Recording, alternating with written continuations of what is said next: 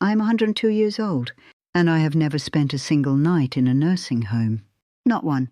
Every person who told me I'd need one by now, every well-meaning doctor, every worried neighbour, every person who looked at my age and started talking to me slowly like I'd lost my mind along with my youth, every single one of them is either in a facility themselves or they're gone.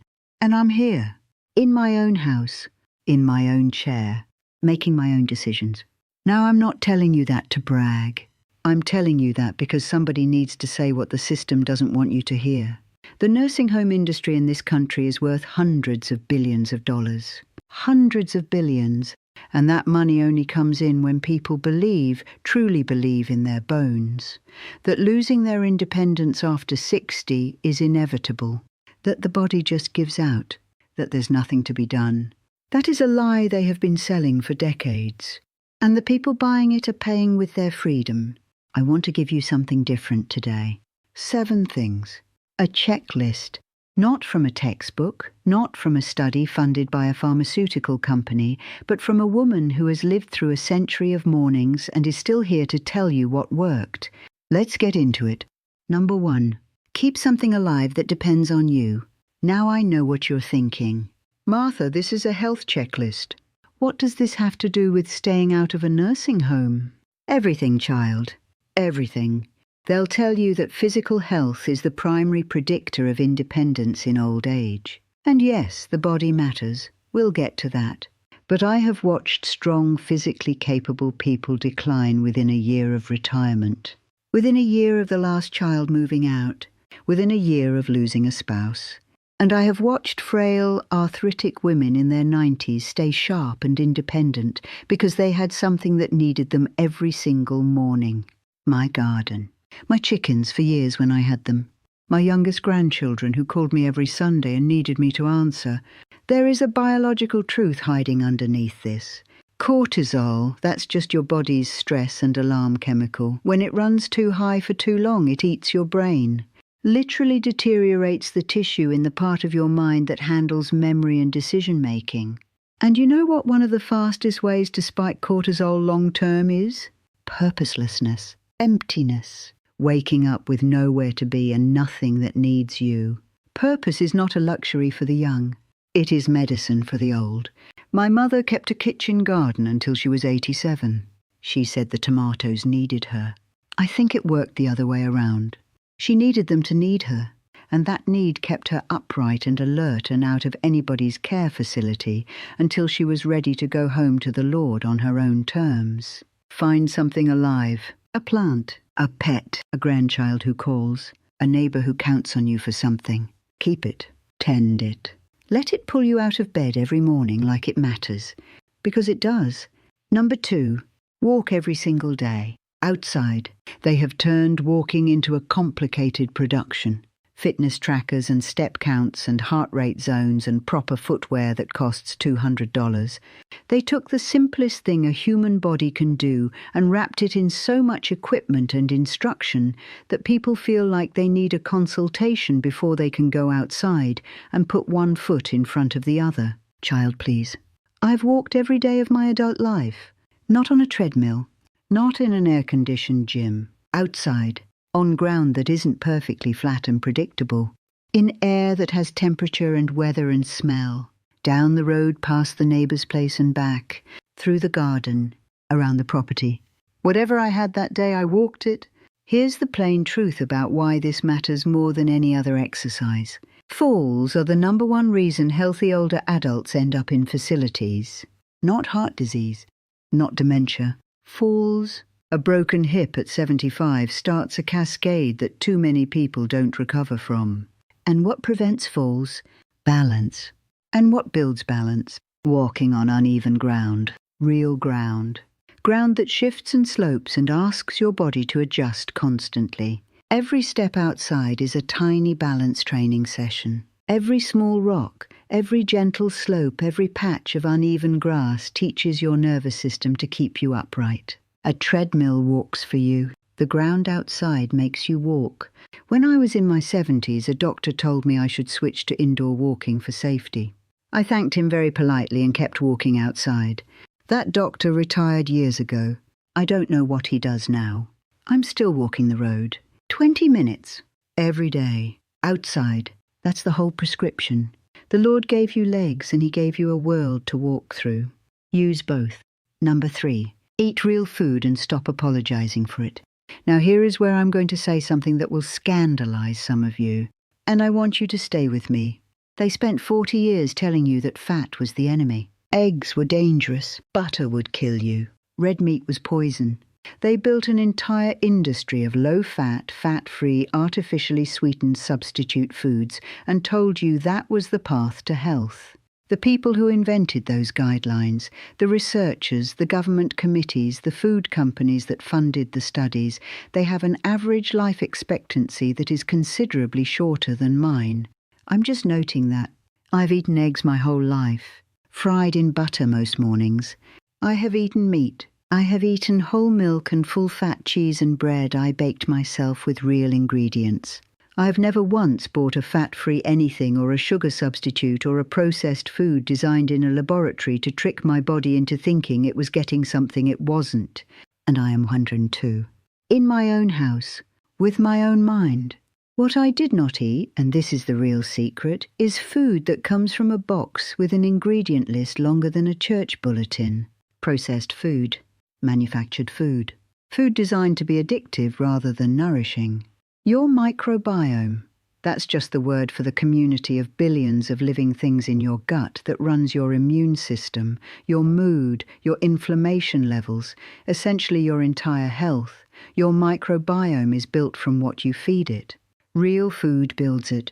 Processed food tears it apart. My grandmother cooked from scratch every day of her life. She didn't know what a microbiome was. She just knew that food should look like what it came from. If it doesn't look like it came from the ground or an animal, she didn't trust it. That is still the best food rule I have ever heard. Cook your own food, from real ingredients, as often as you can manage. That's not old-fashioned. That's how you stay out of a facility. Number 4. Use your hands to make something. This one surprises people. They expect me to talk about brain games, crossword puzzles, memory apps on a telephone, Sudoku. And I'm not saying those are worthless. But listen to me. The human brain has more neural real estate devoted to the hands than to almost any other part of the body. Using your hands, really using them to build or sew or knead bread or plant or repair or craft, activates more of your brain simultaneously than almost any other activity. It requires coordination, planning, problem-solving, fine motor control, and often creativity all at once. My hands have been busy my whole life. I canned food, sewed clothes, knitted, baked, gardened, and for many years made quilts with the women from my church on Tuesday afternoons.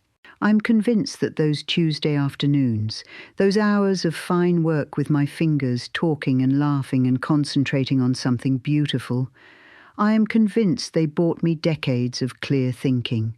My second husband, God rest him, retired at 65 and stopped doing the carpentry he'd loved his whole life because he thought he deserved to rest. Within 3 years his memory started slipping. I am not saying that was the only reason, but I am saying there was a connection and I believe it with everything in me. Pick something your hands can make. It doesn't have to be grand. Bread, a garden bed, a simple woodworking project, a sweater for a grandchild. Something that requires your hands and your attention and produces something real when you're done. Don't let your hands go idle. Idle hands aren't just a spiritual problem, they're a neurological one. Number 5. Maintain at least one friendship that makes you laugh until it's uncomfortable. They do not put this in the medical literature often enough, and they should. Loneliness is as dangerous to your physical health as smoking 15 cigarettes a day. That's not Martha Rose talking. That's what researchers have found when they actually look. Chronic loneliness increases inflammation throughout the body, disrupts sleep, accelerates cognitive decline, and is one of the strongest predictors of early death in older adults. And the solution isn't just being around people. It's being around the right people. People who know you. People who remember who you were at 40 and still see that person when they look at you. People who make you laugh so hard you have to put your coffee cup down. I have had a best friend named Clara since I was 31 years old. Clara is 94 now and still sharp as a tack, and still says things that make me absolutely lose my composure at least once a week. We have buried husbands together. We have raised children in the same community. We have disagreed about nearly everything and agreed about what matters and never once stopped talking. Clara keeps me young. Not my supplements, not my walking routine, not my garden. Clara, after 60, friendships require active maintenance. People move. People get sick. People get busy with grandchildren. You have to choose to keep showing up, keep calling, keep making the effort to be together in person when you can manage it. And I want to say this especially to the men watching, because the men are worse at this. I have watched strong, capable men lose their wives, and within 2 years they are shadows of themselves because they never built friendships that existed outside of their marriage. Don't do that. Build your friendships now while you have them and protect them like the medicine they are. Laughter is not frivolous. It is biological maintenance. The Lord made it free and He made it feel good. He intended for you to use it. Number 6, know your medications and be willing to question them. Now this is the one that's going to make some people uncomfortable. And I need you to hear me out before you decide I don't know what I'm talking about. They have created a culture. And it is a culture, not a medical necessity, where the number of medications an older adult takes is treated as normal and even expected. The average American over 65 takes somewhere between 4 and 7 prescription medications simultaneously. 4 to 7. Every single day. And here is what they don't talk about enough. Many of the symptoms that lead older adults to nursing homes, the falls, the confusion, the fatigue, the loss of balance, the cognitive decline, many of those symptoms are side effects of the medications themselves. Doctors call it polypharmacy when it becomes a problem, which is just a fancy term for too many drugs talking to each other inside your body in ways nobody fully mapped out before they prescribed them all together. I'm not telling you to stop taking your medication. I'm not a doctor and I'm not giving medical advice. What I am telling you is this. Know the name of every pill you take. Know what it's for. Know what the side effects are. Ask your doctor once a year to review your full list and determine whether every single item on it still makes sense for your current situation. That is called a medication review and you are entitled to demand one. My first husband was on 6 medications in his last years. He was confused, unsteady on his feet and exhausted all the time. When we finally got a doctor to look at the full picture, 2 of those medications were found to be interacting in ways that were contributing directly to his symptoms. They adjusted things. He got 3 good years back, 3 years that were almost taken from him, not by his disease but by the prescription pad. Be an advocate for yourself. Ask questions. Push back. The Lord gave you a mind and He expects you to use it. Number 7. Get your sleep. Protect it like your life depends on it. Because it does. I saved this one for last because I think it is the most underestimated item on this entire list.